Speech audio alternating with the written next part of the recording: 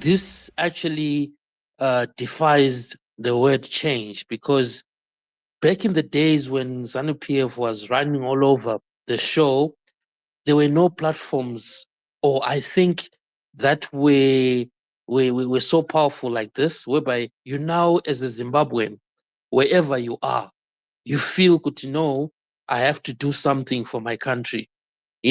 Right now, we've got a regime that is built and operates on violence, and they don't care about that.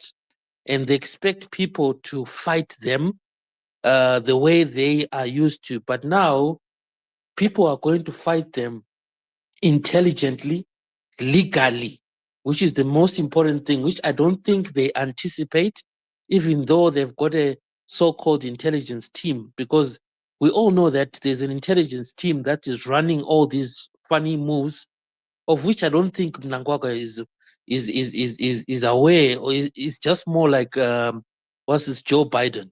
It's just a rubber stamp.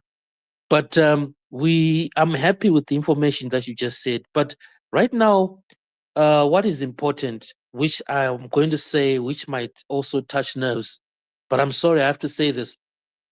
I listened to an interview that I think was also a cause for Walter to go behind bars.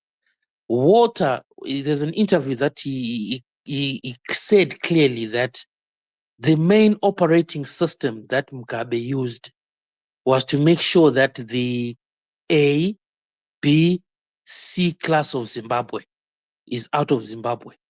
And what is left in Zimbabwe is D, E, F going to Z. I'm sorry to say this, but when I listened to what is happening now, my conclusion is the only people, or the foundation of the pushback that is going to bring back Zimbabwe, it has to come, and is going to come from the diasporian uh, uh, uh, uh, um, people, because wherever we are right now, we're all out of the country because of different reasons. But most importantly, we are so much affected by what's happening back home. In as much as partitions are being done, which I clearly agree what Mdara G said and other fellow Zimbabweans, I feel we also need to have partitions whereby we need to make sure that all the Zimbabweans who are in the diaspora, who are supporting ZANU-PF, they must come up with we must look, or I'm looking for a law whereby we have to have those people sent back home.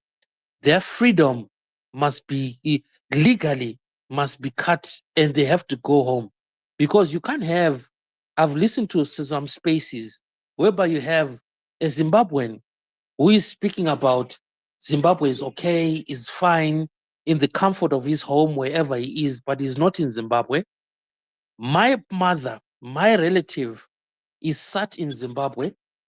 They have no electricity, they have no water, and this guy is on the space saying things are okay. And we need to make sure that a policy or something, we need to look for a legal, I'm going to actually look for a legal advice whereby such people, they need to be sent back home, regardless of whatever rights they have.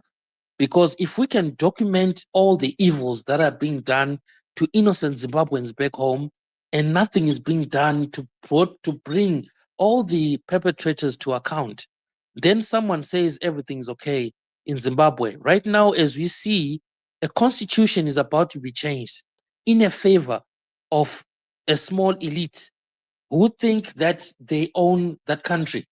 That country it's our country. We need to, in as much as we are here overseas, wherever we are, at one moment you sit down when you're from work and you think about home.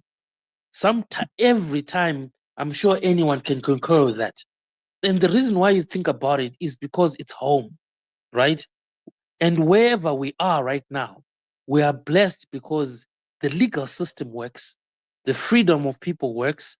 And if you're going to legally protest in terms of petitions, meeting the right people, if it means, right, in America, you go to the United Nations and seek counsel and explain to them A, B, C, D because of my country, you know? And this is the time whereby most people who have left the country under asylum, they need to up their game now and actually say, this is what we left for. This is what we left our country for. And this, we need to push back intelligently. You know, these guys back home, they're expecting fights, protests, and what, so that they can bash people and all that stuff. But this time, we need to put black and white. And that black and white will take them out of the system easy, especially these ones who are abroad and saying that everything is okay in Zimbabwe, but they're stuck in overseas. They need to go back home. We'll find a way. I'm working on it. I'll find a way to find them legally. They need to go back home and stay in that country that they're saying everything is okay. Because it doesn't make sense, whereby we also need to look for a law again, right? We need a legal team that can actually now, we need to complain to all the member of parliament who are not representing the people. Because it doesn't make sense that you see, I was looking today on Facebook, pictures of MPs, whether they were going to for the parliamentary thing. How can someone wake up in their house, from their house, dress smart, get into a heavy vehicle, drive on a messed up road, and there is no electricity, most people don't have jobs, whatever, and you're going to represent people? Which people are you going to, where are you representing?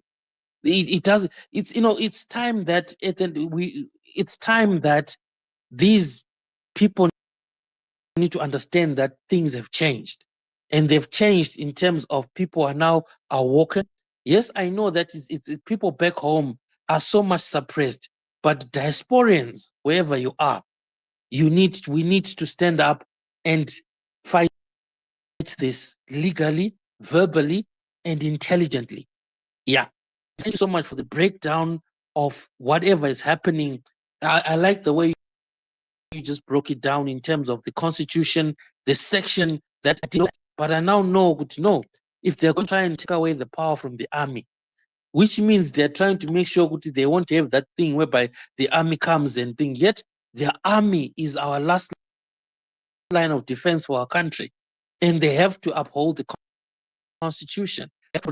Now, if they stop to do that, then we're nothing. So now, diasporians, let's come together and make this a change. And these guys have to now leave, you know? Yeah. Thank you so much, Uncle Jay.